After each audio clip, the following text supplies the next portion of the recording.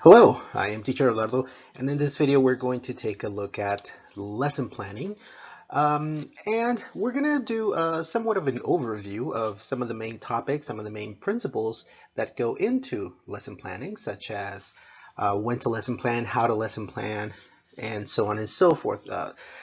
We won't be looking so much at the format or the template of what a lesson plan is, but more exactly the principles that might go into first creating a format and then eventually completing that format on a day-to-day basis. Okay, so let's get started with this video lesson on lesson planning.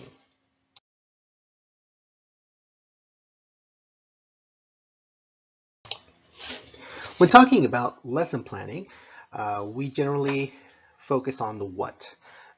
As teachers, we're so busy completing lesson plans, implementing lesson plans, that we're constantly thinking of the what, what's next, what's next, what's next, but we hardly ever perhaps stop and think, why? Why do we need to lesson plan? It is a fundamental activity of our everyday practice, and it is also important to understand the why. So here we'll have about 5 principles that go that try to answer this question of why. Why do we need to lesson plan? Why is it important? Why is my school constantly asking me for these sort of lesson plans that take up so much of my time? Well, the first one here that we're going to look at is it's a checklist. Think of your lesson plan as a checklist of activities. This means to say that you have prepared a series of activities. Let's just, for practical reasons, let's just think of one class. So you've prepared a series of activities for a class in a certain amount of time. And what you could do here is with your lesson plan is as you're implementing those activities in your class, it's sort of a checklist. So one technique is to complete an activity and then go back to your desk and quickly put a little tick on that. And then move on to the next one. And when you're done, you put another tick on that. And so you continue as you progress through your lesson plan. Now, putting these little check marks, ticks, or highlight or underline or something that tells you that the task was in fact completed is a great registry, because later at the end of the day, when you go back and you check the lesson plans that you applied that day, you can see clearly what activities you actually did complete and which ones were perhaps left uncompleted or were not even addressed. This way, when you plan for next week, it's a great resource to know where to start and when to continue and where to continue, and eventually understand how better where you're going. So a checklist would be our first principle here. The second principle is referring to evaluation and assessment. Now, another big part of what teachers do is evaluate. Well, first we assess, and then we do the activities, and then we evaluate, more or less in that order. All of this has to be connected, and the lesson plan is at the heart of that because it's what pulls everything together. So this is to say that if you practice conversations about everyday routines and days of the week and moments of the day, in the morning, in the afternoon, this is to say that when you evaluate, that's what you need to evaluate. You can't evaluate the past, or you can't evaluate activities in the past or activities in the future. You can only evaluate what you instructed in your lesson plan. So your lesson plan is at the heart of all of this. It's at the heart of it. Your lesson plan should take the information from your assessment. And let's remember very quick here, when I'm talking about assessment, I'm talking about your initial, well, let's go back to evaluation. Your initial evaluation of the class. Day 1, class 1, you go into the classroom and the first thing you need to do is you need to see where your students are in relation to English production and English comprehension. So you do a few activities just to test the waters. That's your assessment right there, because you're grasping where your students are in English and how they perceive English and their sentiments towards learning English and developing English. So all of that is your assessment. That's your initial data source. So from there, you have to start feeding in, that needs to feed into your lesson plans. And once you've progressed through your lesson plans, then you need, at some point, you need to evaluate. But you have to evaluate what's in the lesson plans again, right, as you progress. So that is also another reason why lesson planning is so important, because again, it connects into your evaluation. It brings data from your assessment. So all of that should be connected and should be interrelated. Now, our third principle here is we have this grumpy old man here. In fact, so just so we don't get lost here, talking about ticking and doing checklists, what we'll do is we'll do a little tick right there. Hold on. Let me change the thickness of the line. So we have the grumpy old man there. We got that covered. So we have this grumpy old man, but you'll want to note that's an S. Doesn't mean Superman. It means substitute. Now, a great, well, we could say tool or assistant in some way. Not so much assistant because this person is not always there, but a substitute is, in a way, part of our practice. Whenever, if you're the responsible of the group, the main teacher, and for some reason you need to be absent, so you need to call on a substitute teacher. So the substitute teacher really helps because can come in, work with the class, and helps you take care of other business that you need to take care of. However, the substitute is not connected into the development of the class, the kids as individuals and as a class. So he or she does not really know where they're coming from and where they're going. And the lesson plan is an excellent resource for the substitute to have a somewhat of a grasp, at least as far as the activities he or she will work with the kids. This would depend on the richness of your lesson plan, that you could deliver this document to your substitute teacher, and he or she could see perhaps maybe the general characteristic of the group, the strengths, the weaknesses, in relation to the activities that you're going to work for that class or series of classes, and ultimately the outcomes. What are you expecting your kids to achieve throughout these classes that you will be absent, but your teacher is going to be in charge? So your lesson plan is really the document that's helping you keep everything together here, so that you can retire from class for the time that you need, and your substitute can work in your stead. Okay, so we have there the substitute teacher. Okay, so far we have three very important principles. So going back here to checklisting, it's at the heart of evaluation and assessment. It has to interconnect with all of those, and it's the main document that communicates your intentions, your beliefs to your substitute, so he or she could carry on your work whilst you have to step away from the classroom. Right, we have two more here. Really the principle that we're talking about here, you'll note we have this inspire message, but notice how it is in fact written in sand. So this is to say that our lesson plans, I think by now we start getting the idea that it's a very important document, and that's why schools constantly ask for it, and that's why in all sorts of teacher training courses we're constantly going back to this idea of lesson planning, and there's so much talk about lesson planning because it is such an important document to do on a daily basis, on a weekly basis, or monthly basis, depending on how you organize yourself. However, we don't want to overvalue this document that is important to us. At the same time, we have to remember that we're working with people. No matter the age range that we're working with, be it kindergarten, be it elementary, secondary, high school, or university, or adults, your lesson plan is not written in stone. That is to say, if you prepared your lesson plan, It's great because you know your topic, you know how you're going to transition, you know where you're going to start and where you're going to finish for that specific class, and how maybe those a series of classes are connected one another, perhaps within the same unit. However, at the same time, in somewhat of a paradox, if you will, a contradiction, whilst you have finished your creating your lesson plan, in some way you also have to be ready to throw it out the window.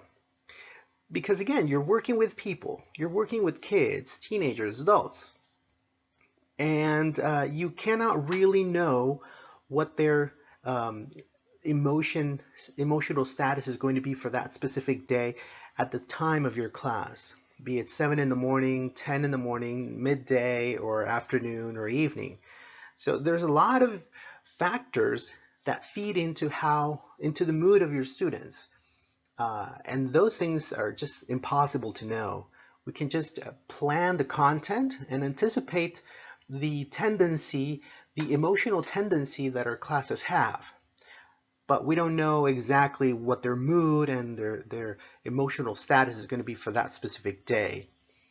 So this means that you might have prepared a great class, but for some reason you go into the classroom and your students are not responding to your lesson plan and what you've prepared for that day. So that means you need to go to plan B.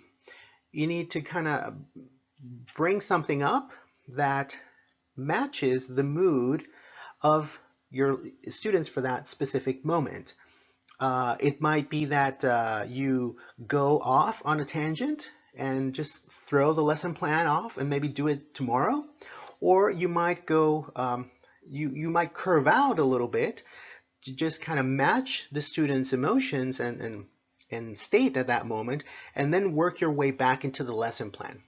You might have not finished all of the activities, but that's okay. You reacted to your students, you adjusted, and then you let them back into the path of what you had anticipated for your lesson plan. So this is what it means in general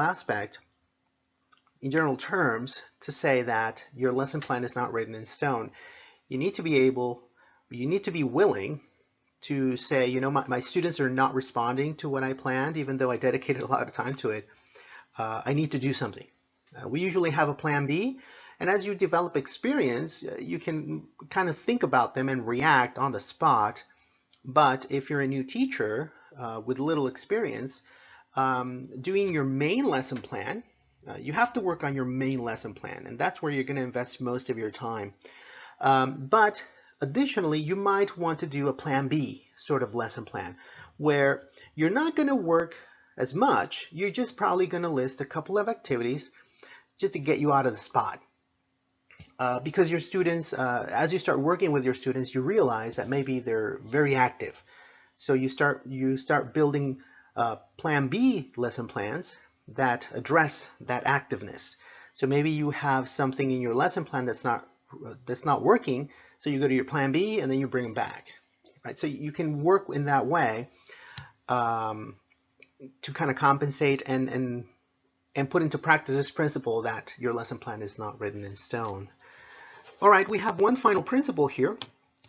Our main reason, going back here, and let me just change colors here, is why. Why do we lesson plan? So we've talked here about checklisting, connecting to evaluation and assessment. It's a great useful document for the substitute teacher, between the substitute and the main teacher. Whatever we lesson plan is not written in stone. And lastly here, our lesson plan really benefits everybody. We generally forget this. It's so important. Because really the only person that's working with the lesson plan is the teacher, who is building the lesson plan, is building a series of lesson plans throughout the course. But we forget that also the lesson plan is part of a school, or we're part of the school, and we generate that lesson plan. So the school is also not just a document that helps the substitute or helps our evaluation, but it also helps the school as a whole, everybody that works in the school. the faculty, the administrators. If we work in team with other teachers, it helps us to share information of how our lesson plans are working, what activities work, what don't. It helps if sometimes we have observers coming into our classroom. Maybe the principal comes into our classroom to observe a class. Our lesson plan is the backbone of our class. So it's a great document to hand over also to our principal for that day, either at the beginning or end of the class, depending on the situation, to say to the principal, this is what you saw, or this is what you're going to see, right? And then the principal can go through the document and then see how you apply that. So that's a great document for that as well. For your substitute, for yourself, for historical value, right? So there's many reasons why a lesson plan is in fact so important. These are just 5 principles that relate on a day-to-day basis, and also remember that we're connected to a school, and that is also at the heart of that. Right, so these are just some of the principles again, talking about why a lesson plan is important. And let's move on now to the next slide. Another one of the aspects that we need to look at here when lesson planning is to answer the question when and how. When to lesson plan and how to lesson plan. The when is fairly straightforward. It's pretty much a no-brainer. So most of the topics or principles that we'll have in this slide will have to do with the how. But also it is important to mention the when, even though we'll have just one. So let's just dive right into it here. And the first one is in relation to the when. So let me just go ahead and draw a W there for when. And well, like I said, it's a no-brainer. You have to plan ahead. You can't plan 5 minutes before the class, or you can't go into the class without a lesson plan and just kind of wing it on the spot. Whilst as you develop a lot of experience, you might find that it is somewhat easy to do. It is still not recommendable. Really what you want to do is you want to plan a few days ahead or a week ahead, or if you're really organized, you can plan a month ahead. But standard is about a week. So this is that you'll plan perhaps on the Saturday or Sunday, and you'll plan for the following week.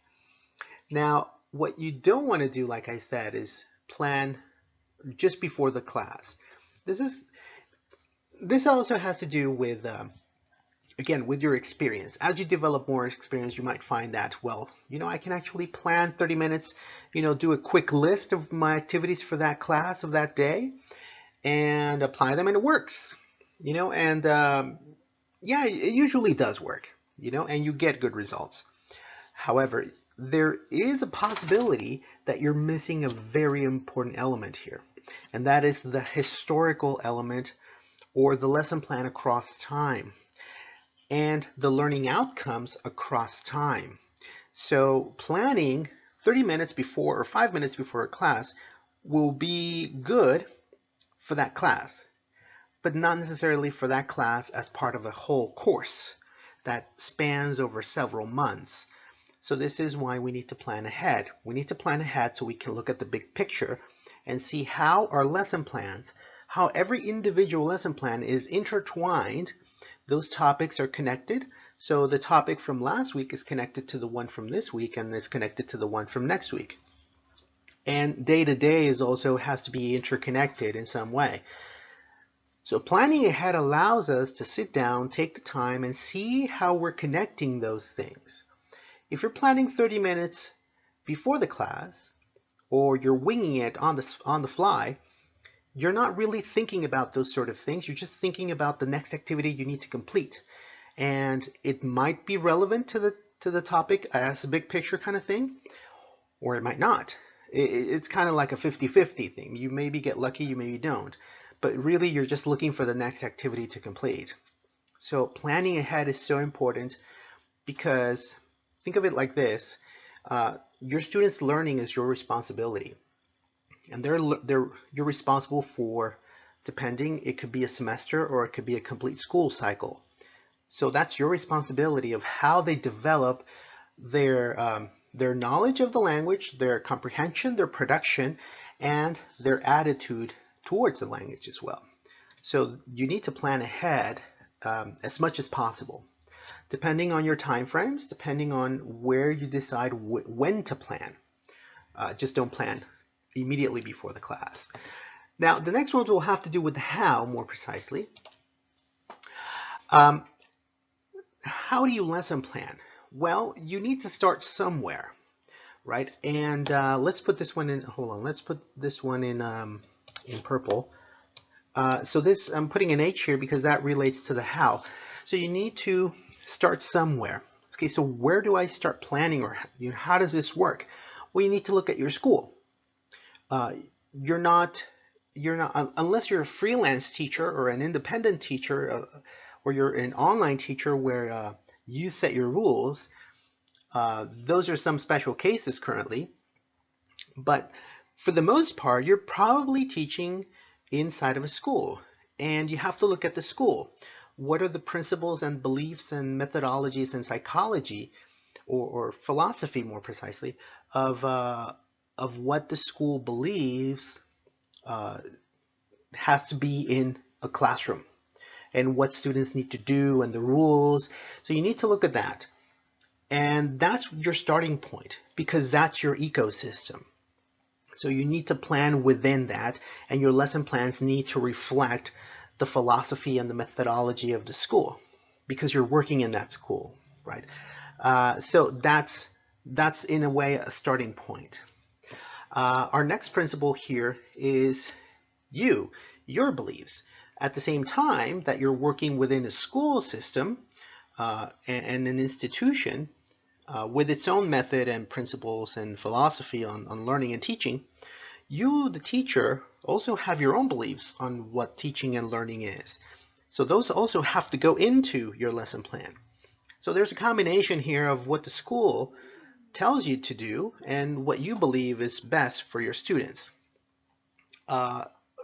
Clearly, depending on how much you are regulated or how much you are observed, you will probably have to reflect a bit more of the school methodology within your lesson plan than your belief. But if you have a little more freedom, you can maybe balance those out a little bit. So it's how to lesson plan. It's what my school wants me to do and what I believe is the best choice for students. Right? That's somewhat of the how we lesson plan. Now, going back here to the school will more or less tell you or create the cosmos, which is the picture we have here. Hold on. Your beliefs is also relevant to the how. Now, here, what we get here, this is also relevant to the how. But really what we have here is a macro view. Your macro view is a big picture kind of thing, and this sort of macro view will be given to you by the school. This is the big picture of how we expect students to progress over time and over years, right? These are the conditions. This is the infrastructure. This is the conditions of the classroom, right? They will not get into the detail of every day and what you need to do, perhaps, but they will paint a very sort of big picture kind of thing. And that is what you need to also reflect in your lesson plan. That is, again, relevant to the how you lesson plan. You have to reflect somewhat of that big picture or that macro view of what the school, the environment, the school, the cosmos the school is creating. So there has to be in there somewhere. Usually the school will give you a format. They tend to establish a format with all the columns and rows and everything, all the headings, right? So that way they're already telling you, this is our cosmos. These are the principles, and they're also telling you these are the principles. When they give you that sort of format, they're saying these are the principles and our macro view of what a class is. And in some way, they'll probably, through the headings, you'll identify, there's the infrastructure, there's a philosophy, there's a methodology. That's what the school is telling me because they're giving me this format, right? So that is what's reflected right there. They're already giving you a first and second stepping stone. After that, you have to look at yourself and see, well, what are my beliefs? Which goes back to this one over here. What are my beliefs on learning and teaching, right? And the last one here, yeah, is the opposite of the macro view, is more precisely the micro view. Okay, hold on. So while the school will give you a big picture kind of thing, in fact, let me connect these two lines right there. These two are connected. This is the methodology of your school, right? Their principles there. So this is the methodology, the principles, and then over here you'll have the big picture of what they believe is education and the institution infrastructure and all that stuff. The micro view, on the other hand, and I'll put this one in, we'll do black. So I'll just quickly change over here to the black here. The micro view is connected to you. So this one has to do with you, the teacher. Again, this also has to do with the how you're going to develop your lesson plans. So the micro view is you, the teacher, working with your students every day and really deciding these are the topics and this is how we're going to put them together and this is how you're going to develop and this is the path you're going to follow and this is how you're going to the analogy of the image, this is how you're going to build the puzzle. This is how we're putting the pieces of the puzzle together, the teacher and the student. Whereas going back here to the analogy of building the puzzle, the school will tell you this is the table on which you're going to build the puzzle, right? And they might give you the puzzle, but just it's all mixed up. So you as a teacher, you have to go in, you have to put everything on the table, you have to make sense of the puzzle, and then you have to build a plan of how your students are going to build that puzzle. Are you going to start with the sides first? Here we kind of see that a little bit on the picture. Are you going to first set the perimeter and then work your way in? And then as you work your way in, what sections are you going to work on first? And then how are you going to connect those big sections? So that's you building that puzzle. That's you on a micro level, right?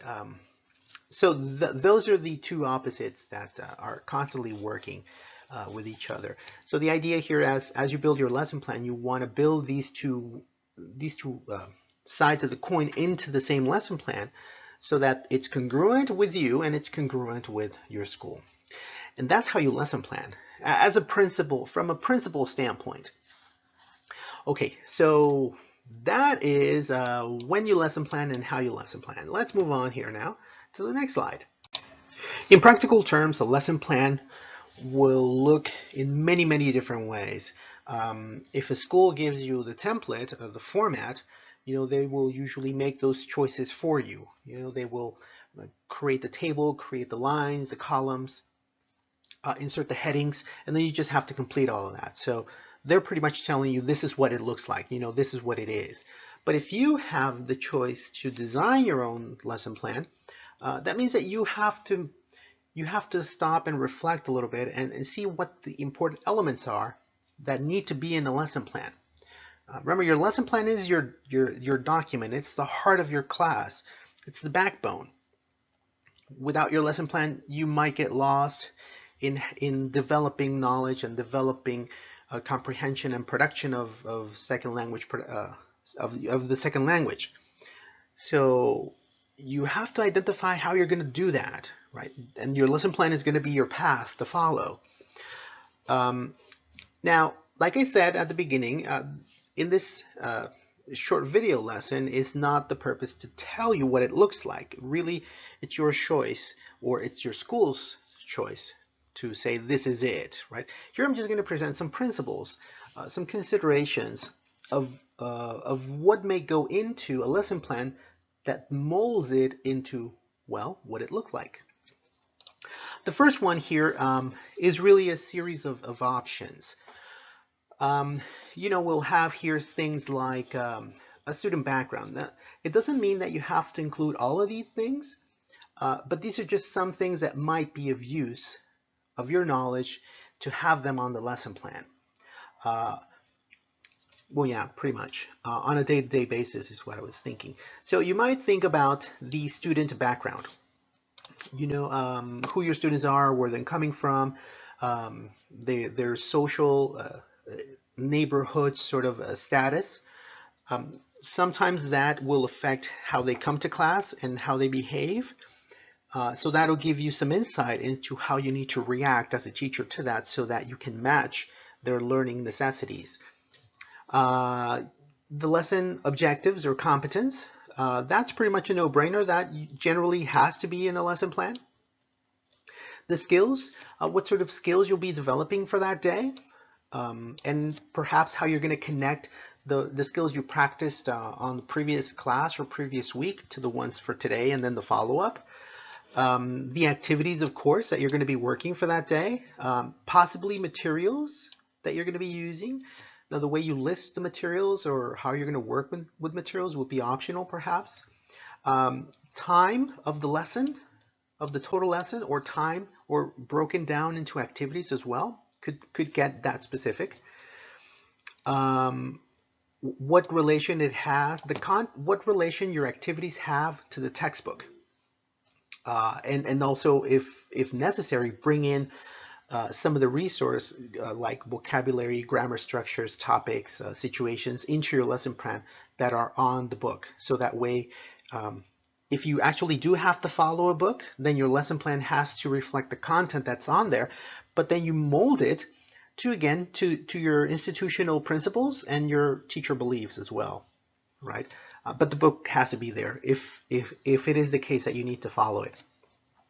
How the topics will be related one another, and more precisely, how they are connected, coming from the past, working with them here in the present, and then where you're going into the future.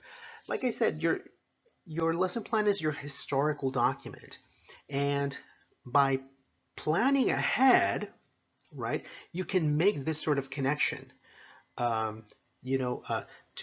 To identify, well, maybe if your school cycle is from September to June, well, you started in September, and that's where you're setting up everything, all the foundations for everything else.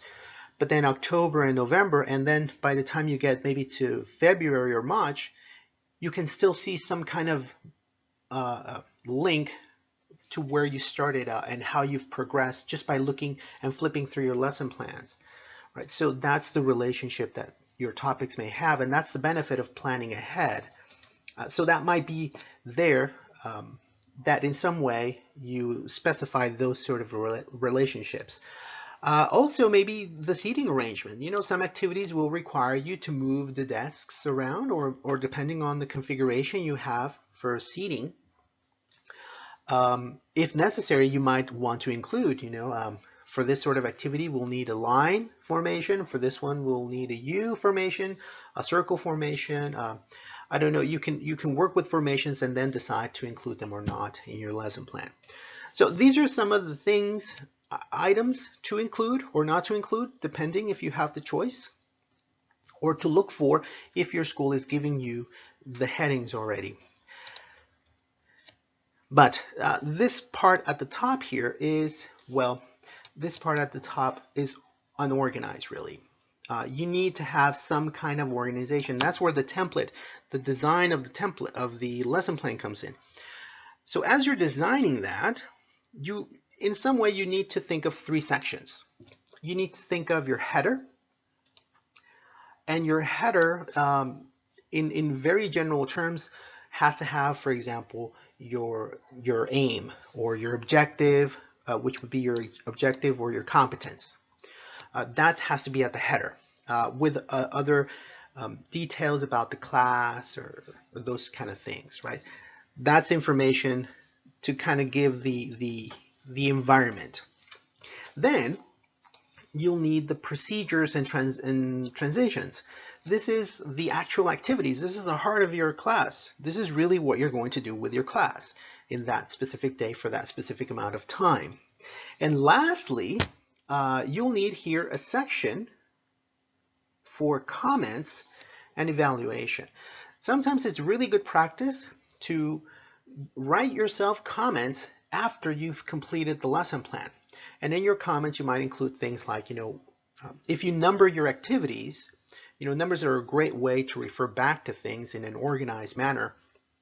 You can say things like, activity number 2 worked really well with some kids, but not with others, and then quickly state why.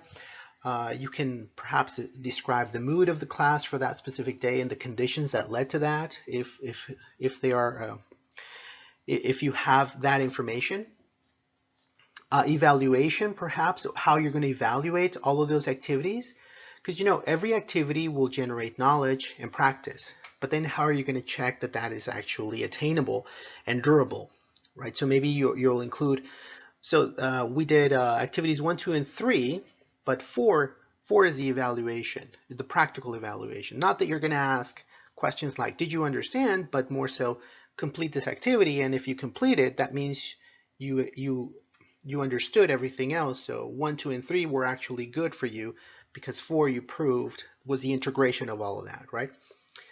So you might include those sort of notes of how you're evaluating and how the activities are connected to lead to the practical evaluation of that time to verify, or some sort of evidence that constitutes that the student has indeed learned the activities of the day. So that's in a way the structure that your lesson plan should follow in some way. Also, it could be possible that you include a contingency, a difficulty, expected difficulties. We deal with a lot of topics, and we need to list them, we need to organize them, break them down. But sometimes, by planning ahead, you can also identify, this specific topic or this specific activity is not gonna do, my class is not gonna do well with it, because you've already been working with them for months. So you already know that their strengths and weaknesses and attitudes, and you know that this specific activity is not gonna ring well with them. So you might plan a contingency, a difficulty. You see that difficulty and you can prepare for it in some way and do some sort of a scaffolding strategy to kind of compensate for the difficult moment that you're going to have with them, so it makes it a little more accessible and meaningful for them instead of just disconnecting. Right, that is something else that you can include also in your lesson plan. Get that another special square for the contingency or difficulty. And also, I kind of mentioned it over here, the listing material. You could list material if necessary. A great way of, the reason to do this is because if you plan ahead and you list all of the material you're going to use for that specific lesson plan, that also works as a checklist for you. So that way you're not like, I have my lesson plan, man, I forgot my material. So maybe if your lesson plan was built on that material, then it's like you don't have a lesson plan because you don't have the supporting material. So one way of doing it, as you're preparing to go out on that morning to school, you can check your lesson plan, and if you have your material in your house, it's a little checklist that you have. I have to, this is my lesson plan for today, and these are the materials I'm going to need. Check, check, check, check, check. You verify you have everything in your car or bag, and you're off. So that's a great way of staying on top of things and always coming to class prepared with your lesson plan, your material, right, and how you're going to work with things. And that, in general terms, is what a lesson plan looks like. So we're going to finalize here with some basic principles, mainly 3. We have the first basic principle here is congruency. Our lesson plan needs to be congruent, has to have logic and some kind of structure that goes from beginning to end. Well, beginning, development, and end.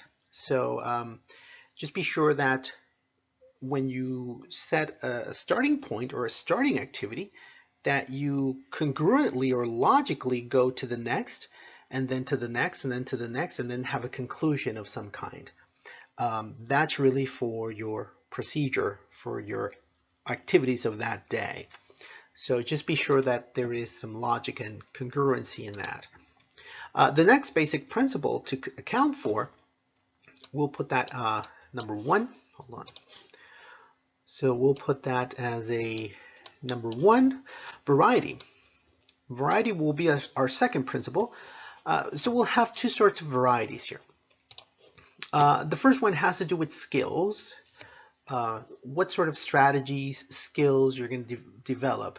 What you don't want to do is you don't want to get into a rhythm of always developing the same type of skills. So, or follow in the same sequence of skill development. So we're going to, we're going to listen, you're going to speak, you're going to read, you're going to write. You're going to listen, you're going to speak, you're going to read, you're going to write. And you start doing that every day for 10 months, right? So there is something to consider here. On the one hand, that does give some structure to kids because they know beforehand what's coming up. So that gives them some confidence, some trust, some security, right? So that it does have a good thing. I'm not saying it's completely bad. There is a good thing in having a sequence and a structure to your lesson plan. Kids pick up on that. However, on the other hand, it's also good to suddenly mix it up a little bit and get them on their toes and not know what's coming up, because that keeps the spark alive, if you will. So, so doing a little combination of those things does create a very healthy variety. On the one hand, you want to give them that structure and knowing what's coming up, but also you want to keep them on their toes. So try and work some kind of variety into that. The other sort of variety is the topics, right, and how you're putting those things together. So you want to approach topics in different ways, and not always the same way. It's more or less the same idea. Approaching always a topic in the same way does again give them structure, gives them security and trust and confidence in what they're doing. But at the same time, you also want to mix it up a little bit and get them guessing. What's coming up? What's the teacher going to do next? That keeps them engaged in the class. Other way, if you're never changing it, then that creates expectation and monotony. So try and give some variety in how you work with your kids through their cognition, through their activities, language production, language comprehension, and then just give them some structure, but also get them guessing. And going back here to our third principle, going back to the flexibility. So remember, it's very important that your lesson plan is not written in stone and that it is flexible, that you can change it on the spot, and that you have perhaps a plan B that maybe you have to go off on a tangent a little bit and then try and guide your students back into your lesson plan. So it can mold left and right, up and down, depending on the mood of your kids. And what I'm trying to say here is, as a teacher, you're not a dictator of the content. Well, you might be a dictator of the content, but at the same time, you have to react to your students. Your students are also telling you indirectly, this is our condition, this is our mood, and this is what we need to learn.